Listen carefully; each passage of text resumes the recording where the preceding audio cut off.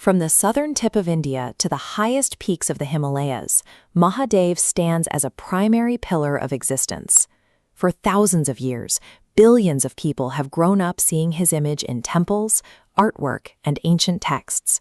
He is perhaps the only deity in history to command the highest, unwavering devotion of completely opposing forces. Before his final battle, the righteous Lord Rama prayed to him for victory. Yet hundreds of miles away in Lanka, the demonic king Ravana sat in deep meditation before the exact same Shivalinga.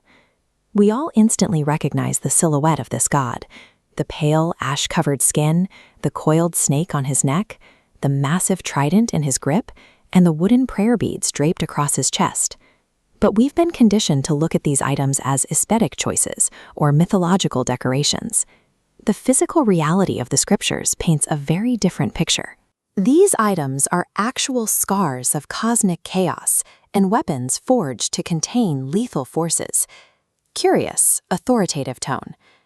To truly understand the primary destroyer of the universe, we have to dissect the physical image of the Mahakaal, layer by layer, and decode the primal secrets of his anatomy. Look at the devotees of Shiva at Varanasi's Manikarnika Ghat. They don't celebrate with colors. They actively smear heavy layers of white ash, bhajma, across their bodies and faces. The Shiva Puran traces this intense physical practice back to an arrogant sage named Rishi Pranad. After meditating in the forest and consuming nothing but flora for years, he accidentally cut his finger. Instead of red blood, green plant juice flowed from the wound. Pranad became convinced he had reached a state of total biological purity, unmatched by any living being. To break this delusion, Mahadev appeared before the sage disguised as an old man. Upon hearing Pranad boast about his sap-filled veins, the old man simply smiled, drew a blade across his own finger, and bled pure, dry ash. He explained an unyielding law of physics and mortality. It doesn't matter if you are a tree, an animal, or a biologically pure human being. Eventually, every physical structure in this universe burns down, breaks apart, and is reduced to ash. After revealing his true form, Lord Shiva left the sage with a completely shattered ego. Shiva coats his entire body in bhasma, not as paint, but to serve as a permanent reminder to humanity that destruction is the absolute baseline of our reality. While his skin reflects the inevitability of death, the items he wields represent a totally different burden. Take the sun. According to ancient texts, the sheer intensity and heat radiating from Lord Surya was reaching dangerous levels. The earth was absorbing so much raw energy that it threatened to physically burn and split apart from the middle. To prevent planetary collapse, the celestial architect Lord Vishvakarma intervened, forcing the sun to violently shed 3/4 of its lethal heat into the void. All of that extracted solar radiation was gathered and physically compressed into the golden trident, the Trishul. Vishvakarma handed this condensed starfire over to Mahadev because he was the only entity structurally capable of handling it. A similar containment happened during the great churning of the cosmic ocean. Gods and demons united to extract the nectar of immortality. Instead, the intense pressure released the halahal poison, a toxin so potent it began instantly killing the surrounding demons. Mahadev stepped in and consumed the venom himself. But he wasn't alone.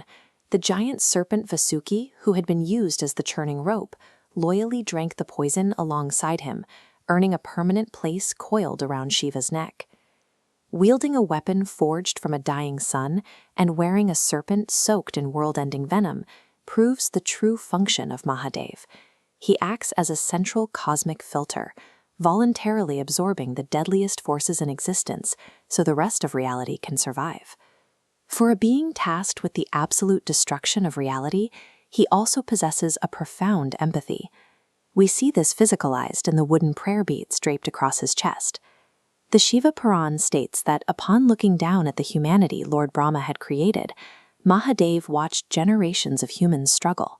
He saw the diseases, the anxiety, and the agonizing loop of rebirth and death they were trapped in, and his mind filled with deep sorrow. Completely overwhelmed by their pain, tears fell from his eyes, and upon striking the earth, those droplets immediately took root, sprouting into the very first Rudraksha trees. These wooden seeds were never meant to be passive jewelry.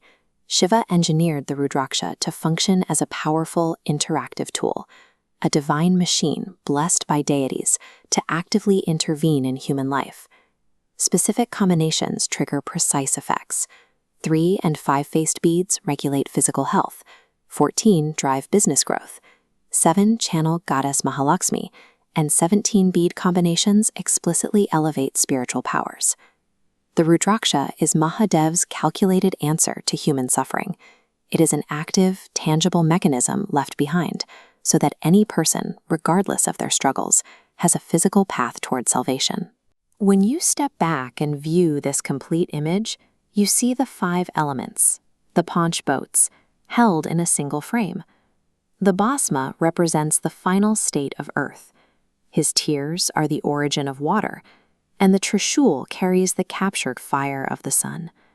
Along with the air and space he occupies, Mahadev becomes the physical container for every aspect of nature.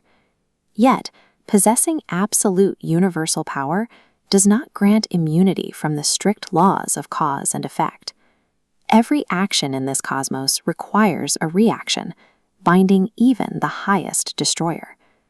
According to the Ganesh Puran, Shiva once struck Lord Surya in a fit of rage. That single blow instantly extinguished the sun's light, plunging the entire physical world into a deadly, freezing darkness. Though he quickly reversed the damage, the catastrophic disruption angered Maharshi Kashyap, who held the dead body of the sun god. Kashyap delivered a terrifying curse. Just as Shiva had taken his son's life that day, Shiva would one day be forced to sever the head of his own son, Lord Ganesha. He accepted the curse because the math of the universe is absolute.